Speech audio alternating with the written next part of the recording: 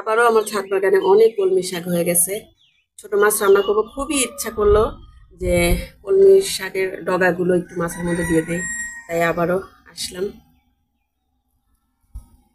আর এই যে সেই দিন এই শাকগুলো তোলার পরে এই জায়গাটা একদম পরিষ্কার করে দিছিলাম, আবার এই বৃষ্টির মধ্যে এই মানে 1.5-2 সপ্তাহ গেছে, এর ভিতরে আবারও হয়ে গেছে, কত ঘাস হয়েছে। এত রোদ, ছাদে আসা যায় না, মাথায় একদম কাপড় দিয়ে আসছি, খুবই রোদ, তাপে থাকা যাচ্ছে না। আর ছাদ বাগানে আবারও আসছি, এই যে আবার আমার টাটকা সুন্দর সুন্দর কলমি শাক উঠায় নিলাম। ছোট মাছ রান্না করতেছি, ছোট পুঁটি মাছ। এখন মাছটা মাখানো হয়ে গেছে প্রায়, তখন মনে পড়লো যে ছাদ বাগানে আমার সেদিন যে কলমি শাকগুলো উঠাইছিলাম ওইখান দিয়ে আবারও কিছু ডগা বের হয়েছে। খুবই মানে দেখেই মনে হচ্ছিল যে কবে খাবো।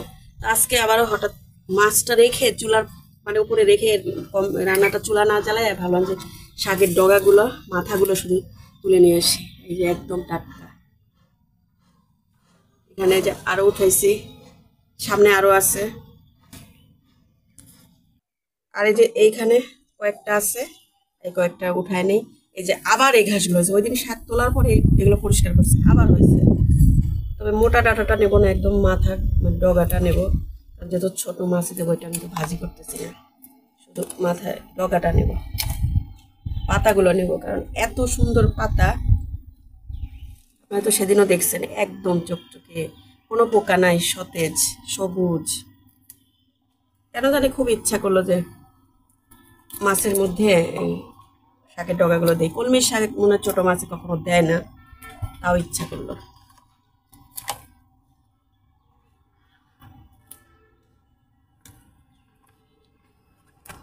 হয়ে গেছে, অনেকগুলো হয়ে গেল। চলেন নিচে যাই। এই যে শাকগুলো কেটে নিচ্ছি। মাছটা আমি মাখাইতে মাখাইতেই হঠাৎ কেন জানি মনে হলো যে শাকের ডগাগুলো আবার খুব সুন্দর বৃষ্টিতে বের হয়েছে, তো এই মাছটার মধ্যে, ছোট মাছটার মধ্যে দিয়ে দেই। তাই আবার মনে পড়ে মাছটা মাখানো, মাছটা দেয়নি, শুধু ইয়াটা আলুটা মাখাইছি মশলার সাথে, এর মধ্যেই মনে পড়লো। তাই তরকারিটা আবার ঢেকে রেখে ছাদে যে আপনাদের সামনেই তো শাকটা নিয়ে আসলাম। এখন এটুকু ধুয়ে মাছের তরকারির সাথে মাখিয়ে দেই।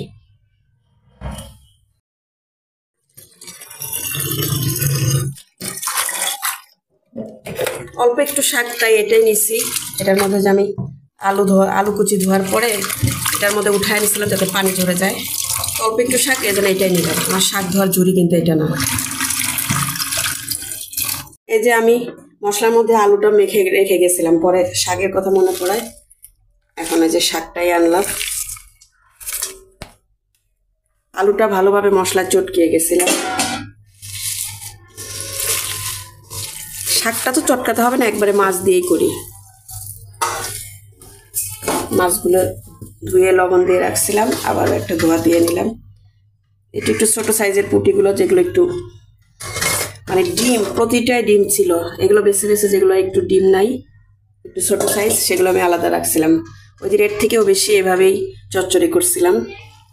সেই ব্লগটা আমার এখনো যায়নি, এডিটিং শেষ হয়নি। তা আজকে আবারও এটা দ্বিতীয়বার রান্না করতেছি। মানে অনেক পুঁটি মাছ নিয়ে আসছিল আপনাদের ভাইয়া, সেইটার একটা ব্লগ হয়েছে, তো ওই ভিডিওটা তো এখনো যায়নি। তো এই তারপরে আবার আরেকটা আর কি, আজকে আমি ভিডিওই করতে চাইছিলাম না, হঠাৎ শাকের কথা মনে পড়ে বললাম যে আপনাদের সাথে একটু শেয়ার করি। এখন যে একটু পানি দিয়ে নেই। শাকটা দেওয়াতে আমার এখন মনে হচ্ছে যে কখন খাবো। আমি শাক তো খুব পছন্দ করি, তৃপ্তি সহকারে। ছোট মাছ হলে আমি একটু ভাত খাই, বড় মাছ মাংস এগুলো হলে আমার আর ভাত খাওয়া হয় না। আর এখন পানি দিয়ে দেব।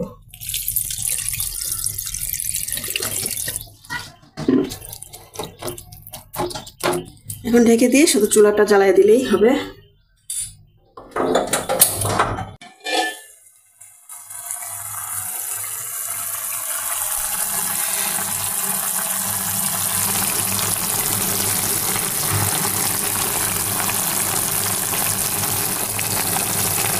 এত সুন্দর একটা ঘ্রাণ বের হয়েছে।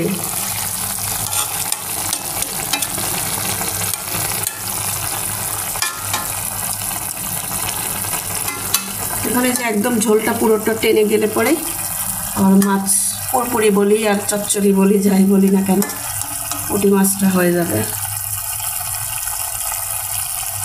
কলমি শাক দিয়ে ফার্স্ট কী করলাম, মানে শাক দিয়ে তো মাছ ওইভাবে খাওয়া হয় না। অনেক সময় আমি পুঁই শাকের ডগা মগা নরমটা, অথবা এই যে আজকে যেরকম মন চাইলো যে শাক নাই, খুব শাক দিয়ে মাছ খেতে ইচ্ছা করলো, তো ভাবলাম যে ইয়ে করি, কলমি শাকের ডগাগুলো ছিঁড়ে নিয়ে এসে দিয়ে দিই। আসলে এটা নিজের মধ্যে কথা, সব শাকই তো খাওয়া যায়, যে যেভাবে খুশি খেতে পারবে। এই যে আমার মাছ পুরপুরিটা হয়ে গেছে, বা চচ্চড়িও বলা যায়, পুঁটি মাছ চচ্চড়ি শাক দিয়ে। কলমি শাক আজকেই তো ফার্স্ট টাইম দিলাম, দেখি মানে শাক দিয়ে মাছ হইলেই হলো। খেতে ইচ্ছা করতেছিল, শাকগুলো একদম নরম নরম কুচি কুচি, বৃষ্টিতে আবারও বের হয়েছে এই 1-1.5 সপ্তাহে, সেই জন্যই তো নিয়ে এসে দিলাম। ক্যামেরায় মাছের মানে যে মাছগুলো নিচের দিকে না উপর দিকে বের হয়েছে সেগুলো দেখে মনে হচ্ছে কি যে সাদা, ক্যামেরায় কালারটা আসতেছে না, তবে ভিডিও ছাড়ার পরে এডিটিং করার পরে কেমন কালার আসবে জানি না। এখন তো ক্যামেরায় সাদা দেখা যাচ্ছে, আর বাস্তবে ঠিকই আছে। যাই হোক, ভিডিওটি আর বেশি লম্বা করবো না, সবাই ভালো থাকবেন, সুস্থ থাকবেন, আল্লাহ হাফেজ।